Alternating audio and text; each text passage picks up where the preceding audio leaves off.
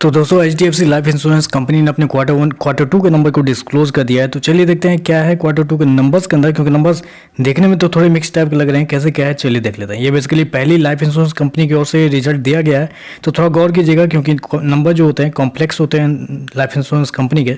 तो मैं कोशिश करता हूँ अच्छा से समझाने की आपको। डाटा बेसिकली कंपनी लाख्स में दिया हुआ है, मैं आपको क्रोर्स में कन्वर्ट करके समझाता हूँ कैसे क्या हुआ है। तो देखिए पिछले क्वार्टर की बात करें तो पिछले क्वार्टर में कंपनी का टोटल नेट प्रीमियम इनकम, पहले नेट प्रीमियम इनकम देखते हैं। पिछले क्वार्टर की बात करें तो पिछले क्वार्टर में 11,507 करोड़ के आसपास था, पिछले साल 13,137 करोड़ के आसपास, जबकि अभी देखें तो बढ़ के 14,797 करोड़ के आसपास है। तो कह सकते हैं कि साल से साल कंपनी का जो नेट प्रीमियम इनकम है उसके अंदर एक अच्छी खासी तेजी आपको देखने मिली है। अप्रोक्सीमेटली 13% के आसपास का जंप आपको देखने को मिला है।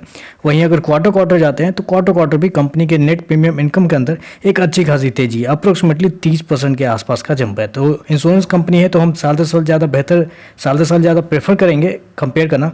तो साल से साल देखें तो एक अच्छा खासा जंप आपको देखने को मिल रहा है।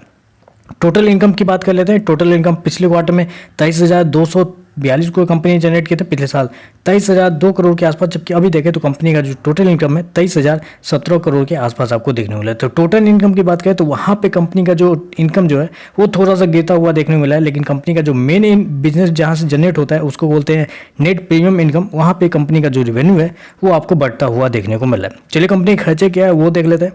पिछले क्वार्टर की बात करें तो पिछले क्वार्टर में कंपनी ने 23,030 करोड़ खर्च किए थे, पिछले साल 22,753 करोड़ खर्च किए थे, जबकि अभी देखें तो कंपनी के खर्चे 22,787 करोड़ के आसपास है। तो कंपनी के खर्चे भी देखें तो कंपनी के खर्चे बहुत हद तक कंट्रोल किए गए हैं पिछले क्वार्टर के मुकाबले। चलिए कंपनी का नेट प्रॉफिट क्या निकल के आता है वो देख लेते हैं। पिछले क्वार्टर की बात करें तो पिछले क्वार्टर में कंपनी का नेट प्रॉफिट अप्रोक्सीमेटली आप बोल सकते हैं पिछले क्वार्टर में कंपनी 416 करोड़ के प्रॉफिट में कंपनी डील कर रही थी। पिछले साल 329 करोड़ का प्रॉफिट था, जबकि अभी देखें तो कंपनी का प्रॉफिट 378 करोड़ के आसपास है। तो साल से साल यहाँ पे देखेंगे तो साल से साल कंपनी के प्रॉफिट के अंदर ऑलमोस्ट 16% के आसपास का जंप आपको देखने को मिला है। मैंने आपको क्या बताया कि साल से साल कंपनी का जो रेवेन्यू है वो भी ऑलमोस्ट 13% के आसपास का जंप है। कंपनी का प्रॉफिट भी 16% साल से साल आपको बढ़ता हुआ देखने को मिला है। जबकि क्वार्टर जाते हैं तो क्वार्टर यहाँ पे कंपनी का जो प्रॉफिट है वो हल्का सा आपको गिरता हुआ देखने को मिला है। अप्रोक्सीमेटली वहाँ पर बोल सकते हैं 9% के आसपास की गिरावट आपको देखने को मिल रही। ईपीएस की बात कर लेते हैं तो देखिए पिछले क्वार्टर में कंपनी का ईपीएस अप्रोक्सीमेटली बोल सकते हैं 1.94 था, पिछले साल 1.55, अभी देखें तो 1.76 के आसपास है। तो अगर मैं कंपेयर करूं तो देखिए साल से साल तो मुझे बहुत शानदार नंबर लग रहे हैं, क्योंकि इंश्योरेंस कंपनी है तो साल से साल कंपेयर करना ज़्यादा बेहतर रहता है। और साल से साल देखें तो मेरे हिसाब से नंबर पॉजिटिव साइड पर जाते हुए देखने को मिल रहे हैं। देखते हैं मार्केट कैसे एड करता है, क्योंकि पहला इंश्योरेंस कंपनी है जिसने नंबर दिए हैं, तो देखते हैं मार्केट कैसे एड करता है। लेकिन मेरे हिसाब से नंबर पॉजिटिव साइड पर जाते हुए आपको देखने को मिल रहा है।